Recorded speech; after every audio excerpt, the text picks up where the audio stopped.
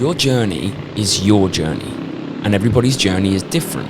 But if you stay with me for the next 9 or so minutes, I'm going to distill my journey of 30 plus years of running and exercise into some key takeaways that will have a positive impact on you, your mindset, and your running.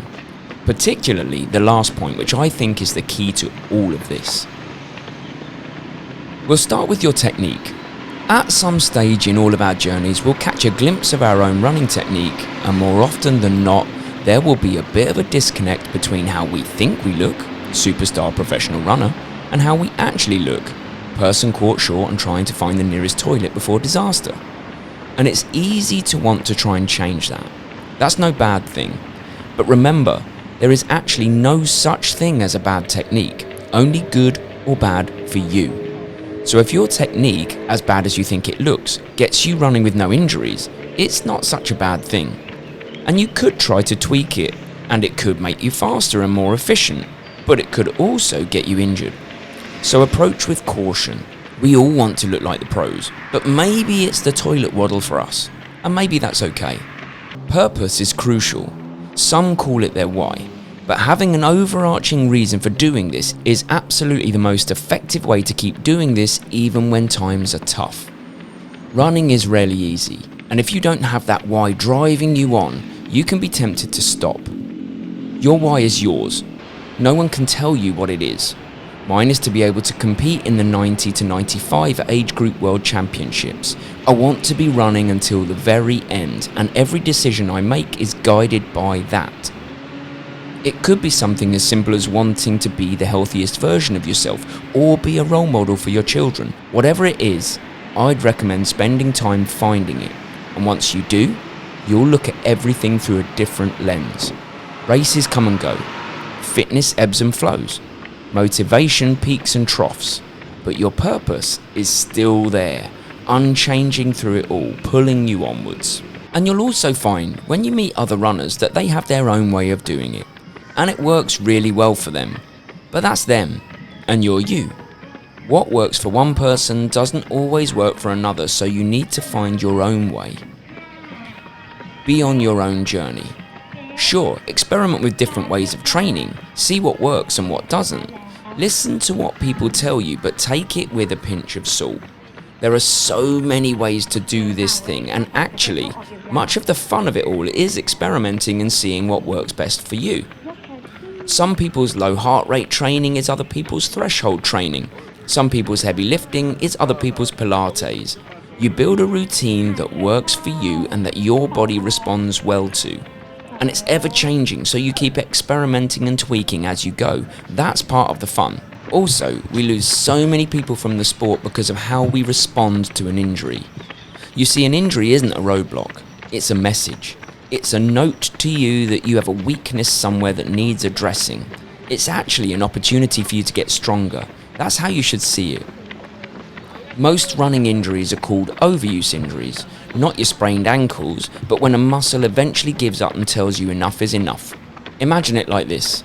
A bicycle wheel that is just slightly off of centre might very lightly rub against the frame of the bike as it turns. It doesn't stop the bike from moving forwards, but over the long term you might wear a hole in the tyre causing it to not work anymore, and overuse injuries work similarly. Your muscles are amazing at compensating for weaker muscles, so they can keep you running even if you have weak glutes, for example.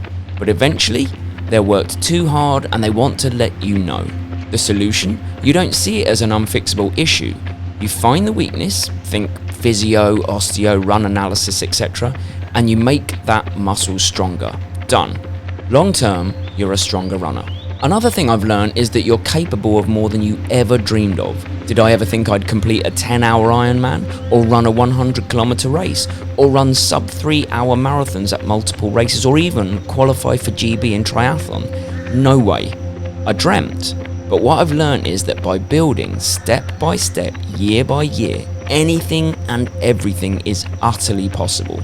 I've run all of my life, but I didn't run a marathon until I was 39. I started triathlon in 2011, and I raced for GB 5 years later.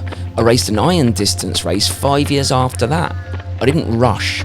Each year I just added a bit more distance or volume, whatever felt safe. Dream big, plan small. Your body is essentially a machine that you can program to do anything given the right stimulus. So don't limit yourself, just give yourself long enough to get there. And linked to that is that there is no session you will ever find on this earth that will beat sheer consistency. No session exists that can improve someone more as a runner than just showing up and running.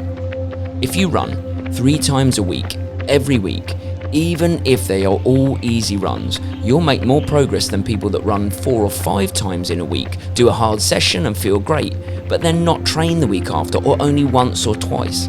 It's almost the tortoise and the hare story. Slow and steady wins the race. Do anything you can to stay in the game. Then, stacked on top of that is the understanding that life happens. Be kind to yourself.